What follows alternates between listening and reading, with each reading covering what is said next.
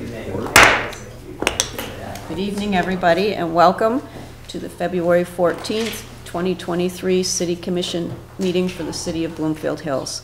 Let's all please stand for the Pledge of Allegiance. Pledge allegiance to the flag of the United States of America and to the republic for which it stands, one nation, under God, indivisible, with liberty and justice for all. Thank you. First order of business is the consent agenda. Does anyone on the commission have any questions or comments on the consent agenda?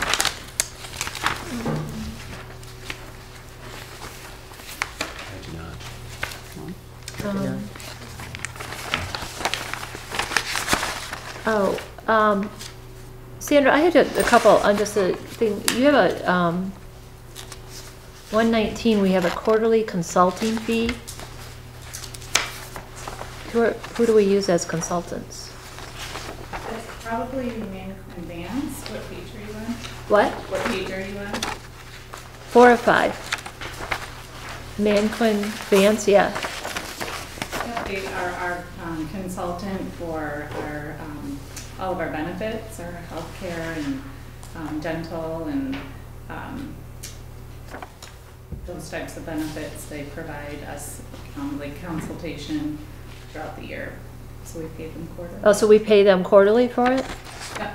And so they give us suggestions and things like that? What they do, they go out for bid for pricing for our healthcare benefits and our life insurance benefits and all of that.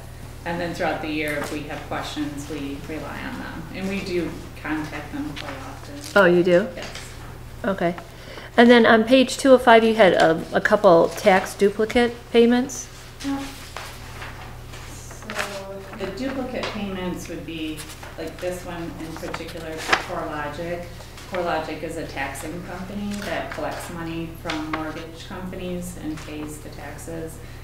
So they probably paid second after the homeowner paid, so we refund the second payment. Oh, okay. Good question.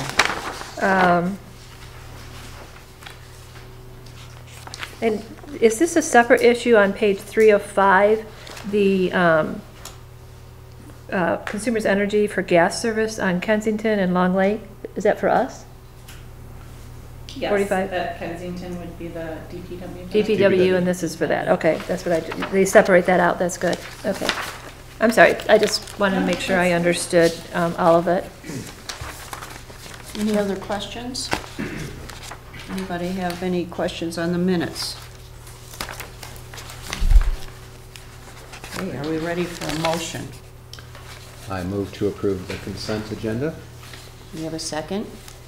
Second. All in favor? Aye. Okay, the motion's carried.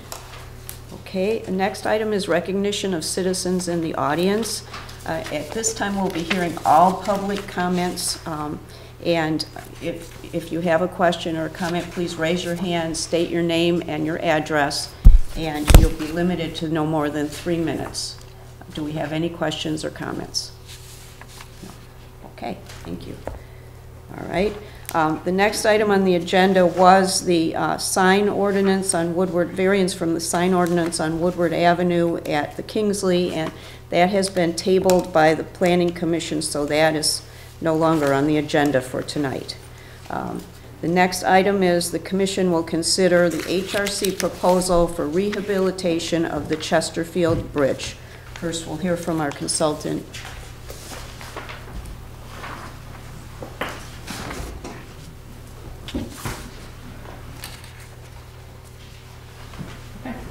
Good evening, Leah Michaels with Hollowroth and Clark. I'm here to talk about the Chesterfield Road Bridge. And we also have Jamie Burton with us tonight if there's any questions that you can assist with. So what we're talking about is the Chesterfield Road Bridge, also referred to as a culvert. It's noted by the star on the map here. So there are 2 bridges along Chesterfield. We are focused on the one that's furthest to the south and to the west. This gives us a couple photos of what this bridge looks like. The structure is part of the city's biannual inspections that are required by MDOT and the Federal Highway. They've previously been biannual, but because of some rehabilitation needs, they're now on an annual basis for the city to perform. There are 2 culvert pipes in this location, shown by the photo in the middle. They're each 10 foot wide, 7 feet tall, and 51 feet long. Currently, there are weight restrictions on Chesterfield Road that were put in place in 2021. And those are shown by signs that you'll see out there. Just for reference, you know, fire trucks weigh about 19 to 30 tons. So just to give you an idea of where the weight restrictions currently are for this bridge. So no heavy trucks? No, like, Yeah, the highest is a 46-ton truck right now. So yes, there are some Multi-axle. restrictions. You couldn't put a moving van over this, you couldn't? not You fully could. loaded. You'd be probably at that 40-ton. Well, and so you definitely couldn't put a, when people tear down houses and put all the debris in it, the cement and everything, they couldn't go over that, right? A cement truck probably would hit that number pretty quick. But they could go both. You can go in from either direction. but- Yeah, egress on either end, but. All right. So this bridge was previously inspected. It was on a biannual time to be inspected in January of 2022. At that time, the water levels were too high, so HRC couldn't perform a full inspection. So we did visit this in June of 2022. That's shown on the photo on the top right, where you can see a hammer being placed into the bottom part of the culvert, showing that there's at that point, beginning to see some deterioration and some holes forming. Since this was then on an annual inspection, we recently went back out this January to inspect this again. And the remaining photos are from that inspection last month, where we've seen a lot more deterioration along the bottom. So you can kind of see holes that are forming along the bottom portion of the culvert. So this is kind of normal deterioration that's occurred over time, and what the focus is of what we want to discuss today. So we see there's a couple options for how we can rehab or fully reconstruct these culverts or these bridges. Both of them will require a hydraulic analysis and EGLE permitting. There's 2 options, the first being rehabilitating these culverts, and we would kind of propose to do that by adding a cement liner into the existing culverts that are there. One thing that we're kind of unsure of is if we would have to add a 3rd culvert in there, which is part of why we're talking about doing this hydraulic analysis at this point. By adding the cement, we are decreasing the diameter of the culvert there, so we have to be sure that any decrease in the diameter will still accommodate the flows and still get us through an EGLE permit. So if that diameter decrease needs additional outlet, it would possibly be through a smaller culvert that's kind of bored right next to the current ones. With a rehab, there would be some minor road repairs associated with it along Chesterfield. At this point, we're estimating the project cost, kind of everything, all the engineering, the construction, to be about $500,000, $550,000. The other option would be to fully reconstruct these culverts, which is not at the point that you have to do that, but that is kind of another option. And whether that would be replaced with 2 twin culverts similar to what is there, or 1 box culvert, 1 larger one, that would be something that would also be determined through a hydraulic analysis and through EGLE permitting. with that option, that would require full closure of the road. The road over these culverts would have to be fully reconstructed. So the cost for that, we're estimating to be about $1 million. So at this point, we are seeing that these culverts are continuing to deteriorate, and at some point, the rehabilitation will no longer be an option. So we wanted to bring this forth now to discuss both of these options, and if we want to move forward with rehabilitating these, know that we're encouraging that it be done within the next year, not knowing how fast this is going to deteriorate and really push into the need for a full reconstruct. Yes. Is it necessary, if you reconstruct it, will the bridge be bigger, larger? So not necessarily, but that's what we would kind of find out through a hydraulic analysis too, is how large doing either 2 twin culverts would need to be or doing 1 box culvert. We would Are you concerned about the width on top, or the area, or are you talking about the road width? I'm just concerned about the neighbors being upset that the character of the bridge is. You wouldn't see it. You wouldn't, from the surface. You wouldn't really. They won't notice. You wouldn't. Okay. They won't It'll be object. cleaner, and the box culvert's a nicer. So the box is But the one box is much more. Yeah, we can manage State of that the art. a little bit. We can manage the side slopes bigger, but from the surface or driving through, by the time we're done, it won't matter what. It'll look the same. Right. If we do the rehabilitation, how long is that gonna, you're saying, so you're putting the lining in, Correct. right? Okay. Yep. How long will that last? So service life on that is about 10 to 15 years, whereas a full replacement's about 20 to 30 years. Well, this one was built in 80, 79? 79, yeah.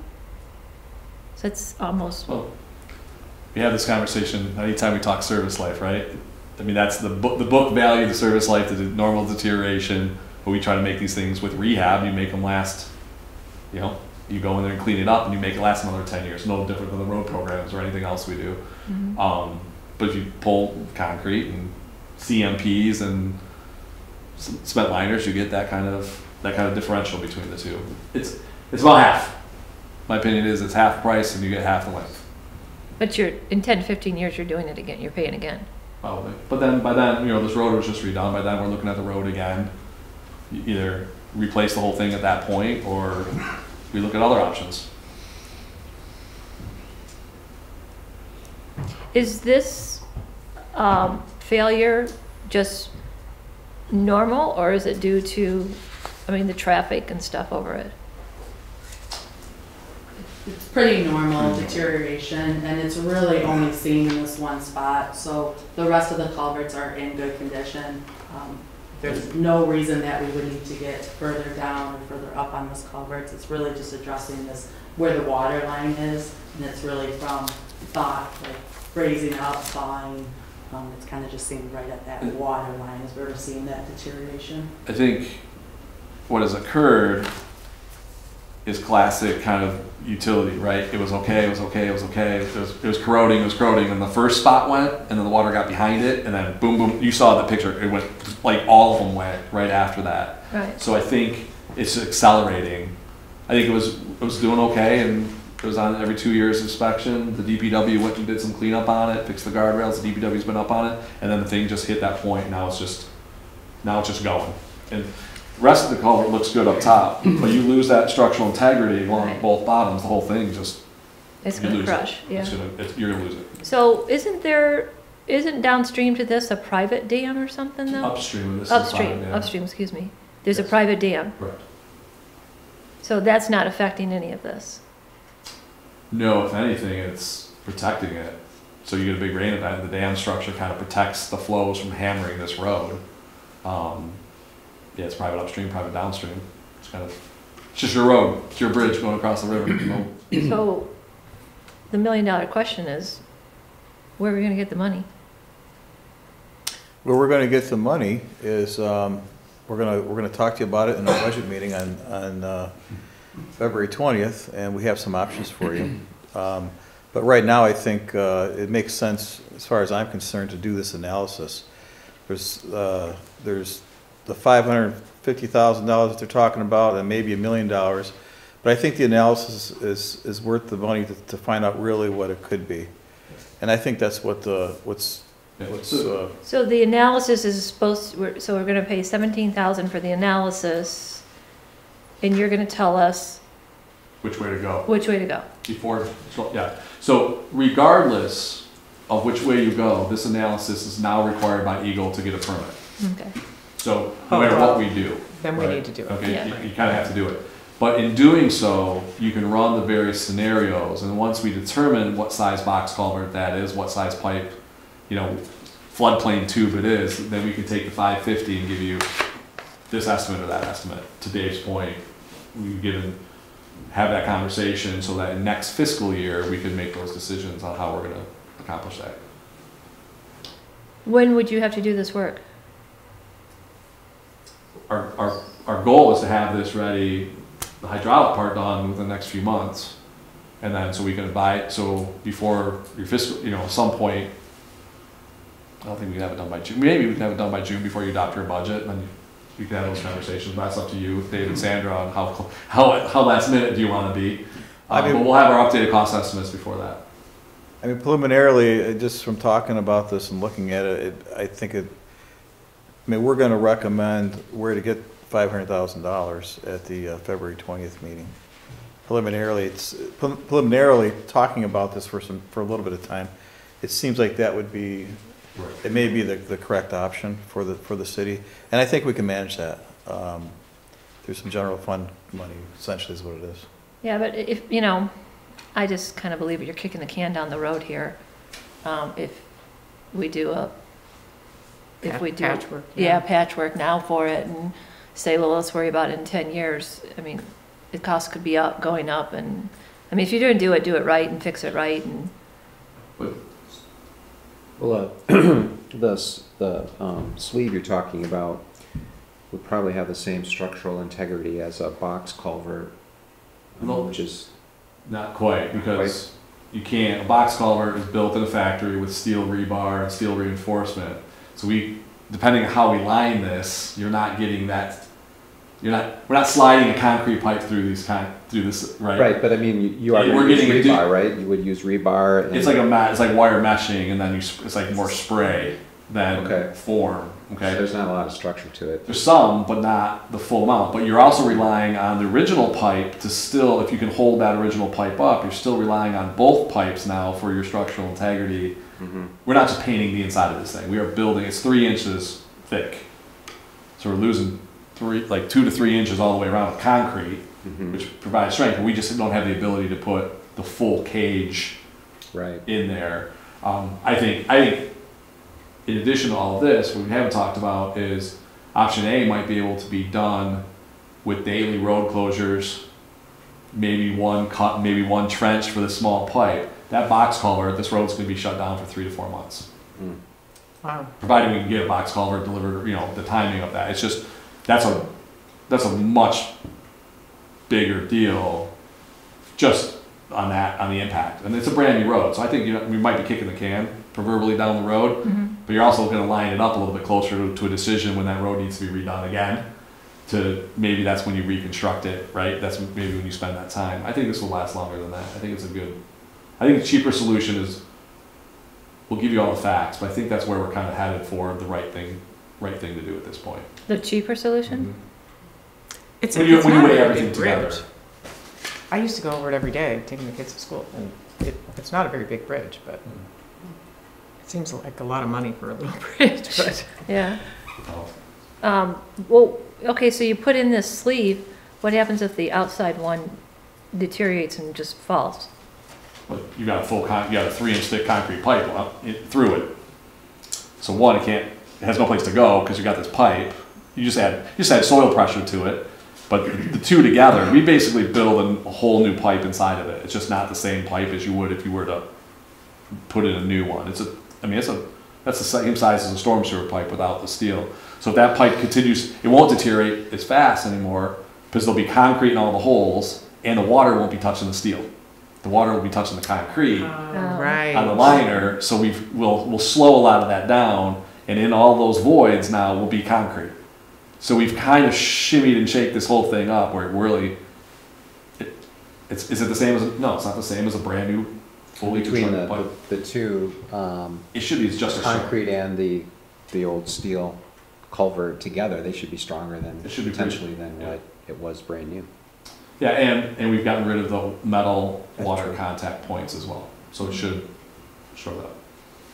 It's just not, it's just not the same structural rigidity as a full concrete pipe with a full structural steel rebar like you would get in a factory built pipe. It's just not the same.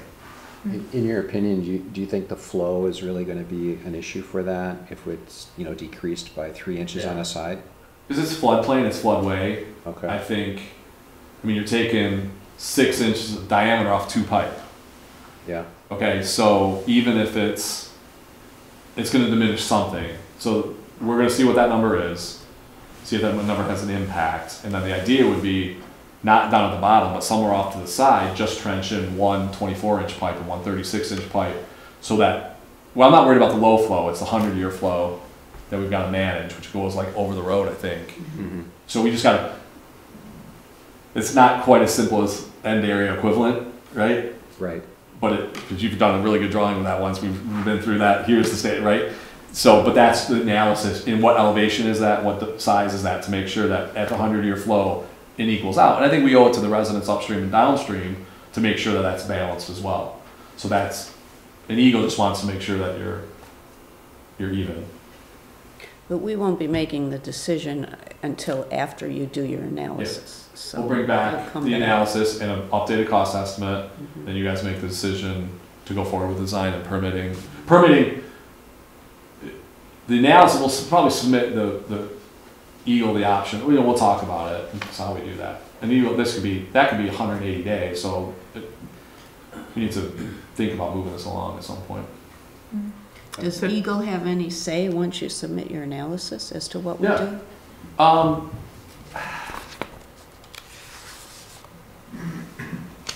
Right, we're on TV, right? That's right.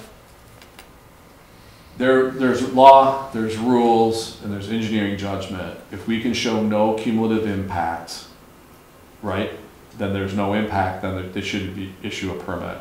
They all have their opinion of how these things should be done, or why not this? Why not drive you into a bank full wide fish culvert? And I'm like, because that's not what we're dealing with here, right? And cost isn't supposed to weigh in, but cost always weighs in. So there's a give and take. So our idea is match it exactly, submit it exactly the way it should be, and then play the game. So we're really considering your cost estimate For this tonight. first phase of the Here's work. the 17,000. They're all estimated costs. If you don't actually incur the number of hours that you've estimated, will it be less than Yes. 17? Will you be truing it up and giving us, So is this a we- not to exceed number? This is a not to exceed number unless the scope changes, which we bring back to Dave. Something weird happens and there's a problem, we bring it back. We bill you hourly up to not to exceed. So if it's less hours, then it's pay less. Less cost, you pay less. There, yeah. Any other questions or comments? So this is not to exceed the 17, but it's not going to be less. No, it's not to exceed, it could be less. Could be. They've estimated their hours. I will show you plenty of projects that we're under and you pay less. We Okay. budget and we give you and we do our best to keep them simple. Then all of a sudden, something weird happens, we come back and talk to you. But sometimes it's more and I write the time off. So there's that too. I can show you plenty of those projects too. So that's our best guess and we stick with it. And if we can do it less, then so be it.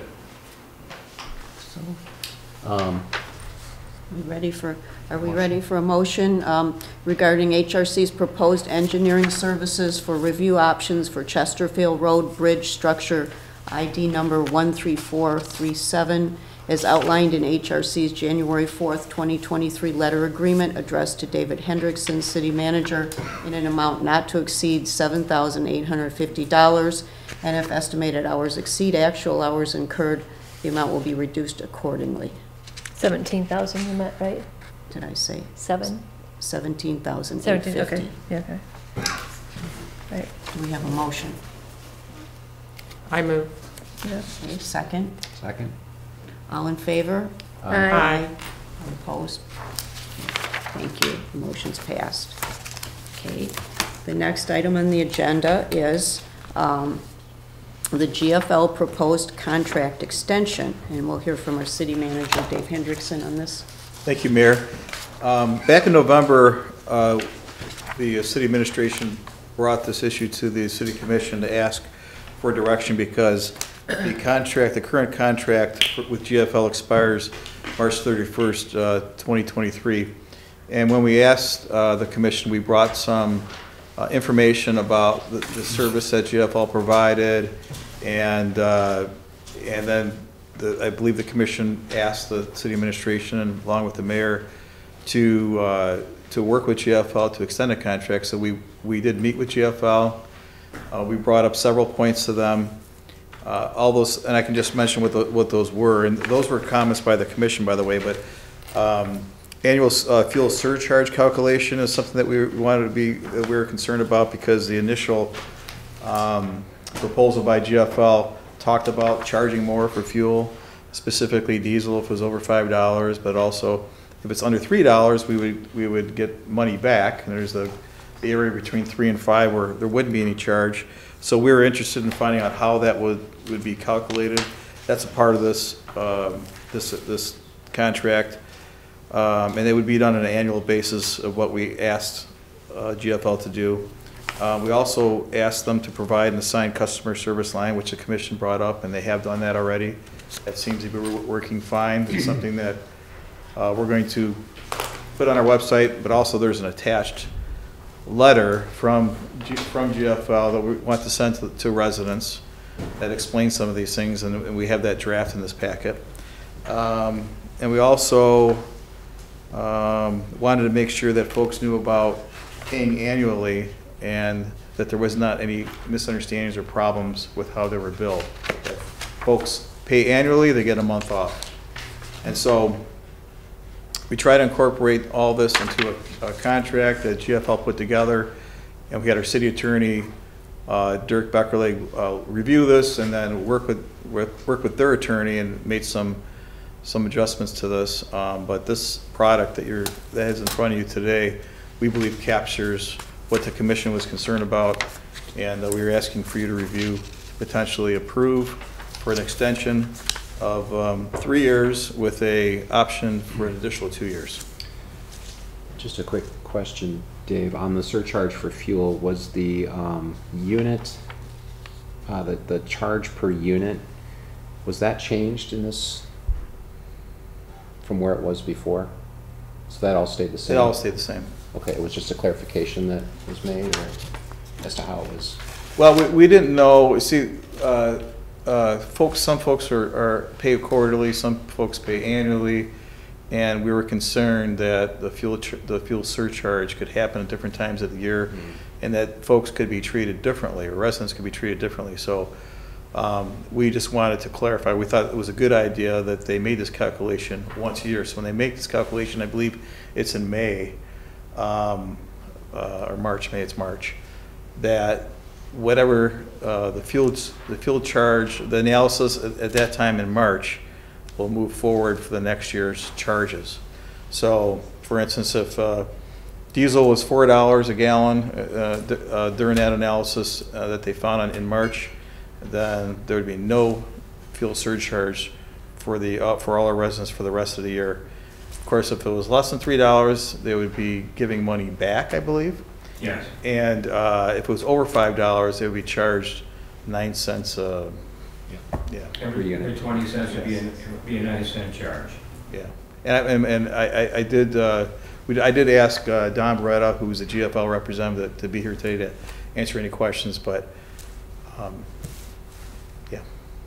I have a question for our city attorney. Dirk, in section number 3 of the agreement where it says pricing shall be as follows, and then there's the chart, the 2 charts below, are those monthly? Those are monthly charges, aren't they? Yeah, I believe they're monthly. Because it doesn't say that. It says year one, 1990, year two, I mean, that's per month, correct? It is per month. Do we need to clarify that? I mean, we could put monthly pricing shall be as follows, or, I don't know. I mean, that, I have no issues with that. Those are clearly monthly charges, so. It is a monthly charge, yes. So we can add that. Okay, thank you. Good catch, yeah, I didn't even notice that. Does anyone else have any questions, or for Don? Or? When the renewal comes up, in, excuse me, Mayor, may I ask a question? Sure. When the renewal comes up in 3 years, what are the parameters, or is it something we approve? Yeah, we'll bring it back to the commission. To be honest, it would be the same process. We'll do some analysis of how they performed, how this has all worked out, and probably meet with them again if the commission wants us to, or you may want to put it out to bid. Thank you. The senior discount also applies. 5% of anybody that's 65 or older. Can you get both? Can you get a Yes. senior discount and pay for a year? Yes. Keep in mind that this contract only reflects changes to the current contract. So there are a lot of other conditions in the current contract that you don't see here, but they are part of this agreement. So I just want to make that clear. So things like the senior discount, which may have been dealt with in the original contract, are in the original contract, and they still apply here, but I just want to make sure we do that. So. Is that senior discount in the current contract? Yes. See, those are some of the things that, like, none of our residents knew. Well, we do, just, we do have this, this draft letter that we want to send out. And I actually did want the commission to look at this, but it does have that discount, and it does have it does explain that these costs are monthly. I think it's a great idea to put in a contract, but I'm sorry I missed that. But it does talk, this letter does show what all the costs are on a monthly basis, quarterly, and the discounted annual rate. So this is the letter, a proposed draft that you want to send to all of our residents. Yeah. How often? Once a year? That'll be sent out at the beginning of every contract year with the first invoice. That letter will go with it and explain all of the different charges that there are. Okay, good.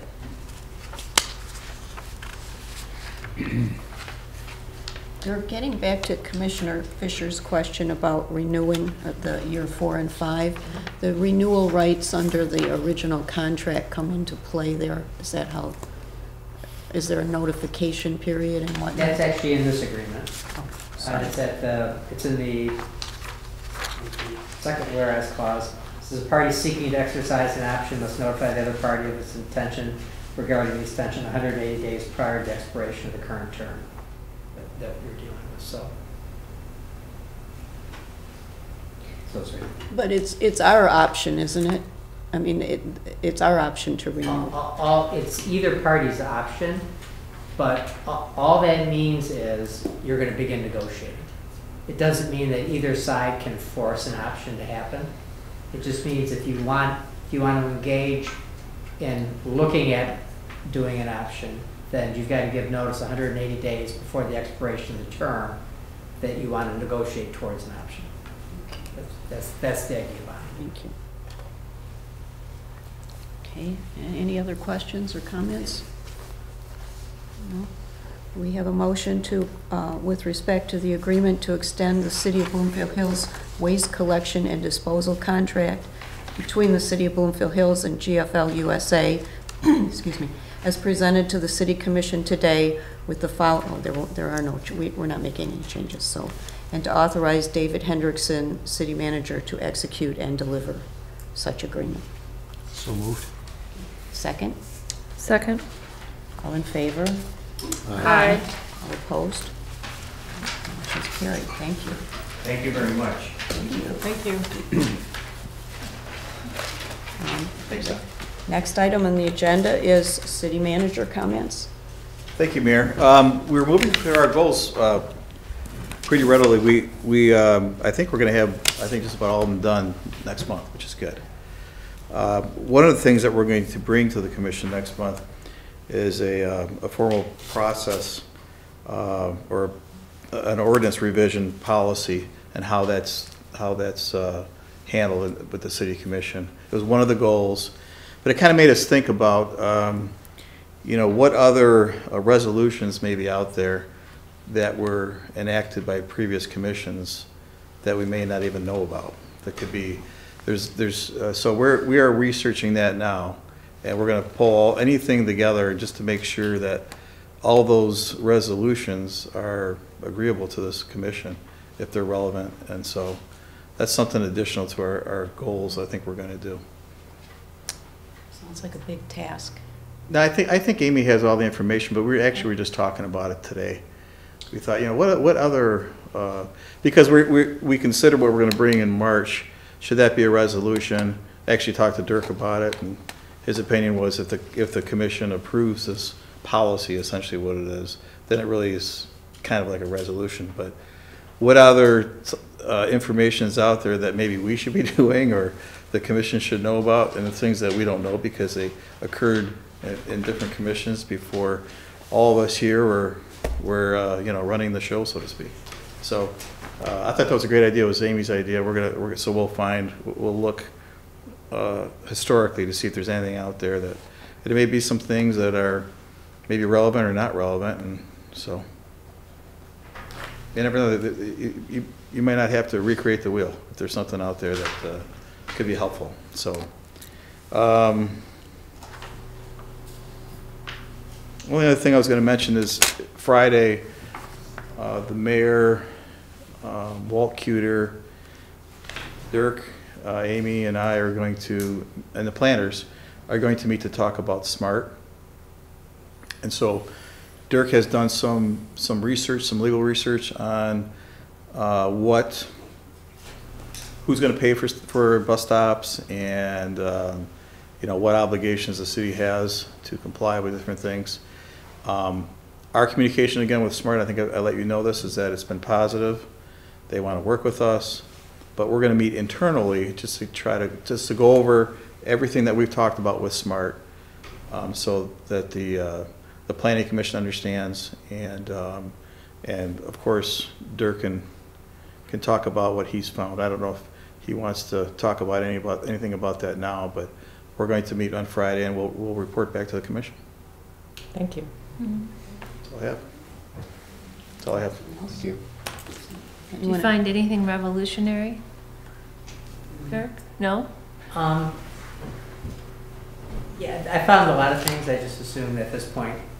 Wait till it's all together? Yeah. Okay. We need to know sooner than later if we're going to have to pay for stuff.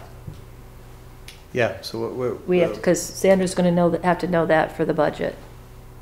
We can't do the budget unless we know. We can't be surprised with, you know, another $500,000. I'll be happy to report to you in my Friday report. She's staring at me like, You just not leaving looking at to make eye that. contact with you. No, I mean, the bridge thing is what it is, so, but we do have to, it has, you know, we're gonna have to know. Okay. Any other business? Anyone else have anything else they'd like to raise? No? My question is, where are we with our proposed new chief of police? Oh, well, we're doing some research right now. We hope to have some information for you at the 20th, at the February 20th budget meeting. So we're working on it, and we hope to have an answer for you on the 20th. That's our plan.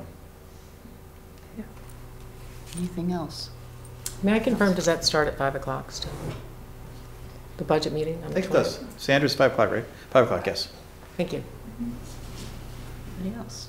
Are we ready to adjourn? Okay, let's There you go. thank you very much, everyone. Meeting's over.